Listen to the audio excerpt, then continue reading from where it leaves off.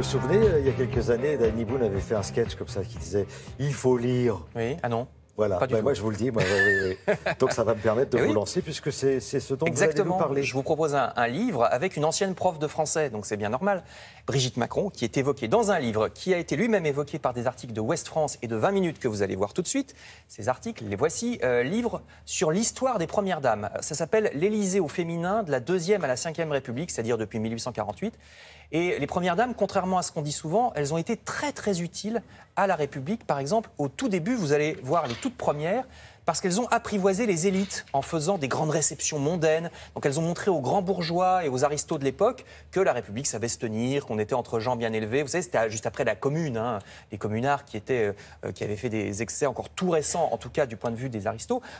Donc non seulement elles étaient utiles, ces Premières Dames, mais en plus leur position est vraiment pas facile. Vous allez voir par exemple Madame Poincaré, voilà, Henriette Poincaré à droite avec son mari et Germaine Deschanel à gauche. Donc là on est au début du XXe.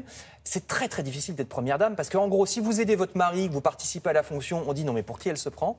Et si vous aidez pas votre mari et que vous en avez rien à faire à la fonction, on dit mais pour qui elle se prend. donc ça ne va jamais. C'était la séquence pour qui vous prenez-vous. Voilà mesdames.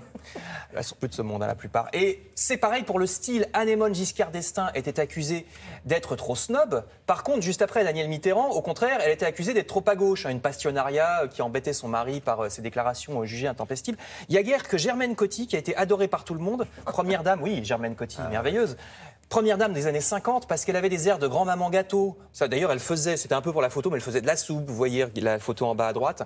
En plus, elle est morte en fonction, donc ça a beaucoup marqué. Le livre parle aussi, bien sûr, de mesdames Sarkozy, Trierweiler ou bien Chirac, Bernadette Chirac, qui est la seule, dit-on, à regretter l'Élysée parce que toutes les autres se disent on avait hâte que ça se termine, c'est un peu une prison dorée. Donc, excellent livre, L'Élysée au féminin par Joël Chevet aux éditions du Rocher. Je quitte l'Élysée pour un autre bâtiment national, superbe bâtiment du musée des Beaux-Arts de Nantes, dont nous parle Connaissance des Arts. Regardez cette belle façade. Je devrais dire le musée d'art, tout simplement parce que c'est le nouveau nom du musée de Nantes. Il vient d'être rénové. Alors déjà, vous voyez, le lieu en lui-même vaut le détour. Bien sûr, les collections très variées qu'il abrite aussi, comme dans la plupart des musées français. Le 19e siècle est bien représenté tant pour la sculpture que les tableaux. Si ce n'est pas votre truc, il y a aussi du beaucoup plus moderne, dont le tableau choisi par Connaissance des Arts pour la couverture du magazine. Ou alors, regardez, ici, à droite, c'est vraiment style tag. À gauche, on est à la fin de la Renaissance. Donc, vraiment, filez au musée d'art de Nantes ou achetez le beau numéro spécial de Connaissance des Arts avec un tableau des années 60 en couverture, vous verrez.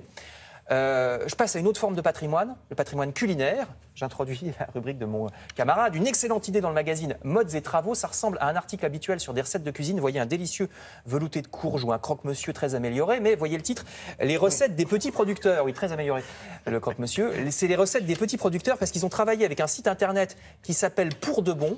Et c'est des petits producteurs dans toute la France qui vous livrent directement leurs produits. Donc vous achetez du beurre, du fromage, du yaourt, des fruits, ce que vous voulez directement depuis une ferme qui est dans votre région. Ça vous arrive par colis, pourdebon.com. Et l'article dans Modes et Travaux vous donnera des idées exprès justement avec ces produits-là. Que faire, que cuisiner.